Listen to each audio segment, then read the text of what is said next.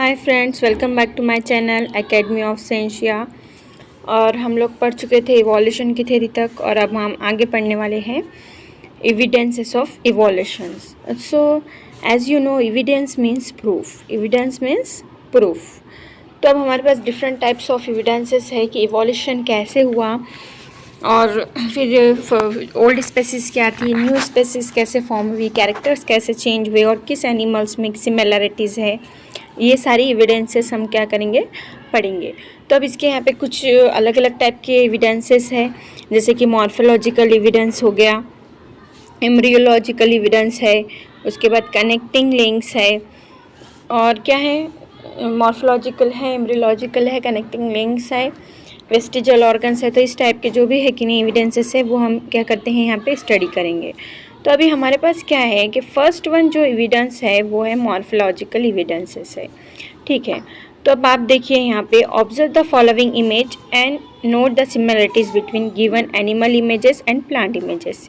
कि हमारे पास ये जो एनिमल की इमेजेस दी हुई है, प्लांट की इमेजेस दी हुई है, इन्हें ऑब्जर्व करना है और इनका मॉर्फोलॉजिकली यानी कि जो इनका स्ट्रक्चर है, जो एक्सटर्नली हमको दिखाई दे रहा है, इनके अंदर सिमिलरिटीज़ क्या है हमको चेक करना है। जैसे कि अभी ये देखिए, ये नोस्ट्रिल है, इसकी नोज़, फिर आईज़, फिर देखिए एयर पिन्नास, ये एयर्स।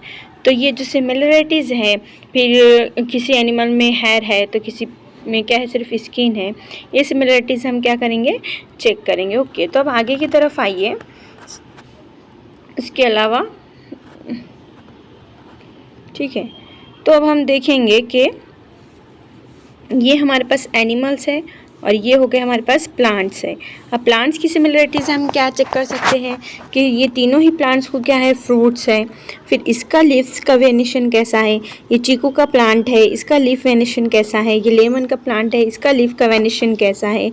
फिर ये किस समर सीजन्स में फ्रूट क्या करते हैं, प्रोड्यूस करते हैं और कब प्रोड्यूस नहीं करते हैं। ये सारी चीज़ें भी हम क्या कर सकते हैं, ऑब्जर्व कर सकते हैं। तो मॉर्फोलॉजिकल एविडेंसेस ऐसे एविडेंसेस होते हैं जिसे हम क्या करते हैं, देखकर ही पहचान लेते हैं, by the.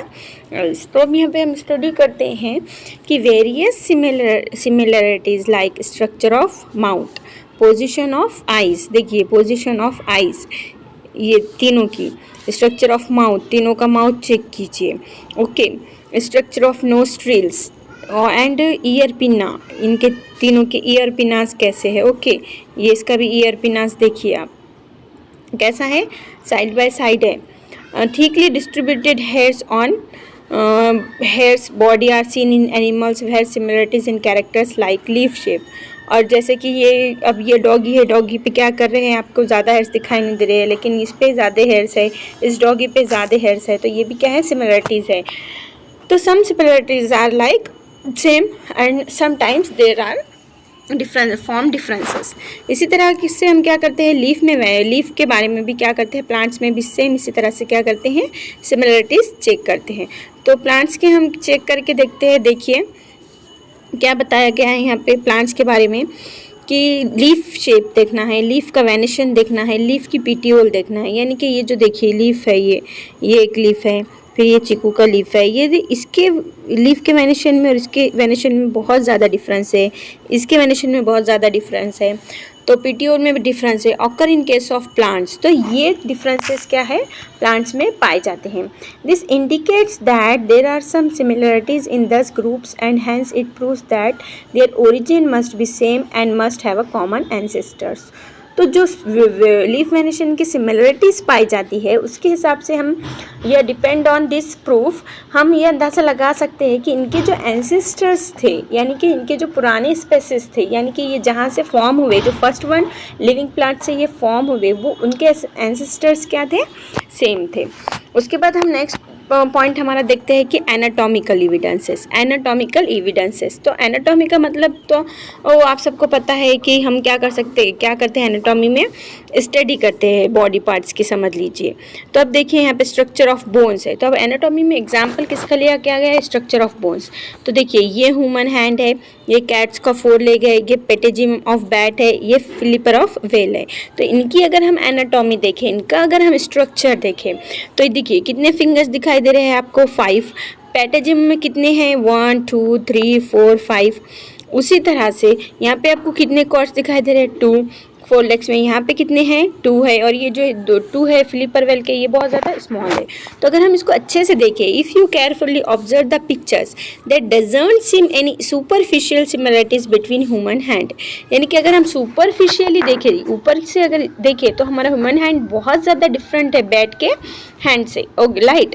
And cats for leg flipper of well, और अगर कैट्स ऑफ लेग, बिल्ली का अगर हम पैर देखें और किसका फ्लिपर का वेल देखें, तो ये ऊपर से बहुत ज़्यादा अलग दिखाई देते हैं।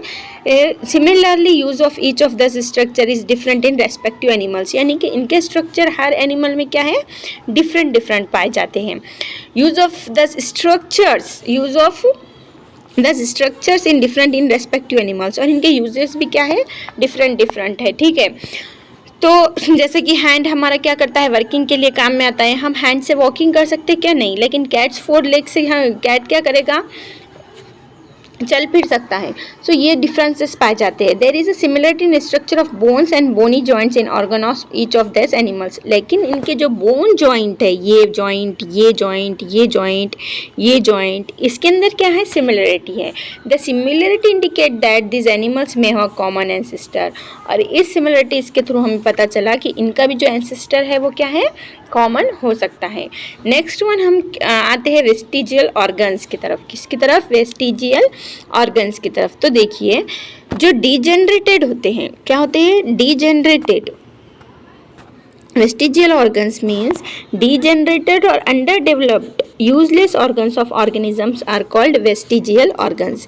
जो degenerate है और underdeveloped है और useless है, यानी कि उनका डेवलपमेंट पूरा नहीं हुआ और वो useless है, यानी कि जिसे हम यूज़ नहीं कर सकते, ऐसे ऑर्गन्स को हम क्या बोल सकते हैं, वेस्टिजियल ऑर्गन्स बोल सकते हैं। क्या बोल सकते हैं, वेस्टिजियल ऑर्गन्स बोल सकते हैं। In living organism sudden development of new tissue और organ for living in changing environment is not possible, यानी कि लिविंग ऑर्गेनिज्म में सडन डेवलपमेंट हो गया और न्यू टिश्यू फॉर्म हो गए या ऑर्गन फॉर्म हो गए, ऐसा नहीं पॉसिबल है, क्योंकि जो भी न्यू ऑर्गेनिजम्स फॉर्म होते हैं वो धीरे धीरे स्लोली होते हैं। कैसे होते हैं, स्लोली, ग्रेजुअली होते हैं, और उनका इवोल्यूशन होता है और फिर वो फॉर्म होते हैं, और फिर क्या होते हैं, न्यू स्पेसिस फॉर्म होते हैं। तो ये बिल्कुल भी पॉसिबल नहीं है कि लिविंग ऑर्गेनिज्म में सडन एक कोई डेवलपमेंट या चेंज आ गया हो और फिर न्यू टिश्यू या ऑर्गन क्या हो गए हैं, न्यू टिश्यू या ऑर्गन क्या हो गए हो, फॉर्म हो गए। सो इन्वायरमेंट में चेंज होने की वजह से ये पॉसिबल नहीं है। Instead existing organs undergo gradual change, लेकिन ये हो सकता है कि कुछ ऑर्गन ऑलरेडी अंडर डेवलपमेंट थे बॉडी में और वो आहिस्ता आहिस्ता क्या होते चले गए, चेंज होते चले गए। Mostly specific structure in the body is useful under certain situation, और फिर वो स्पेसिफिक स्ट्रक्चर क्या होता है, सर्टेन सिचुएशन में, यानी कि माहौल, इन्वायरमेंटल चेंज होने के हिसाब से यूज़ में आ जाता है। However some structure under different situation में बिकम यूजलेस और इवन हार्मफुल, लेकिन कई बार ऐसा होता है कि बॉडी में जो ऑर्गन प्रेजेंट होता है वो क्या होता है, यूजलेस होता है, उसके साथ साथ ये हार्मफुल भी हो जाता है, बॉडी के लिए क्या हो जाता है, हार्मफुल भी हो जाता है। Okay, such structure begins to degenerate under such situation as per the principle of natural selection. तो अब जो नेचुरल सिलेक्शन होता है हमारा, जैसे कि इन्वायरमेंटल चेंज हो रहा है और कोई ऑर्गन है हमारे बॉडी में क्या है, एक्स्ट्रा में प्रेजेंट है, तो जैसे जैसे इन्वायरमेंट चेंज होगा तो अगर वो नेचुरल सिलेक्शन के हिसाब से बेनिफिशियल होगा तो वो डेवलप्ड हो जाएगा, क्या हो जाएगा, डेवलप्ड हो जाएगा और यूज़ में आ जाएगा। लेकिन नेचुरल सिलेक्शन के हिसाब से अगर वो ऑर्गन क्या है, यूजलेस है, तो धीरे धीरे वो डिजेनरेट हो जाएगा और है कि नहीं, क्या हो जाएगा, वो वैनिश हो जाएगा। तो it takes thousands of years for structure to disappear, लेकिन वो स्ट्रक्चर अचानक से डिसअपियर होगा क्या, नहीं, यानी कि जनरेशन बाय जनरेशन हज़ारों साल लग जाएंगे, यानी कि एक जनरेशन में उसका कुछ भी उस ऑर्गन का यूज़ नहीं हुआ, फिर सेकंड में भी कुछ यूज़ नहीं हुआ, फिर थर्ड में भी, तो धीरे धीरे वो क्या हो जाएगा, उस ऑर्गेनिज्म से डिसअपियर हो जाएगा हमेशा के लिए। ठीक है, such organs are seen in different phases of disappearance, such organs are seen in different phases of disappearance in different animals. तो ऐसे ऑर्गन्स भी पाए गए हैं जो कई डिफरेंट टाइप ऑफ फेसेस में, यानी डिफरेंट वक्त में क्या हुआ, एनिमल्स से क्या हो गए, डिसअपियर हो गए, हमेशा हमेशा के लिए वैनिश हो गए। Such organ through non functional in certain organisms, it may be functional in other organisms. लेकिन ऑर्गन का ऐसा है कि ऑर्गन अगर एक एनिमल में है तो दूसरे एनिमल में भी हो सकते हो, और वही सेम ऑर्गन अगर एक एनिमल में यूज़फुल है तो दूसरे एनिमल में यूज़लेस हो सकता है। क्या हो सकता है? यूज़लेस हो सकता है। फॉर एग्जाम्पल कि अगर हमारे पास समझ लीजिए टंग है, क्या है? टंग है ह्यूमन बीइंग के पास, और टंग कैट के पास भी है। टंग है कि नहीं किसके पास है? डॉग पैरोट के पास भी है। टंग किसके पास है? डॉग के पास भी है। तो अब ये कैट और डॉग बातें करते क्या? नहीं करते, यानी कि टंग तो है लेकिन वो बात कर रही क्या टंग से? नहीं, तो ये क्या हो गया? यूजलेस। और ह्यूमन के पास, पैरोट के पास क्या है? टंग तो है लेकिन वो क्या कर रहे हैं? बात कर रहे हैं। आप पैरोट को भी देखे होंगे, अगर थोड़ा सिखाया जाए तो वो भी बात करने लगता है। तो वो क्या होता है? फिर यूज़लेस नहीं होता है, इस तरह से उनका डेवलपमेंट हो जाता है। तो ये टंग का भी ऐसा है कि कुछ ऑर्गन्स है कि नहीं, क्या है? कुछ एनिमल्स में यूजलेस है और कुछ में क्या है? यूजफुल है। ओके, सो अब आगे की तरफ बढ़िए।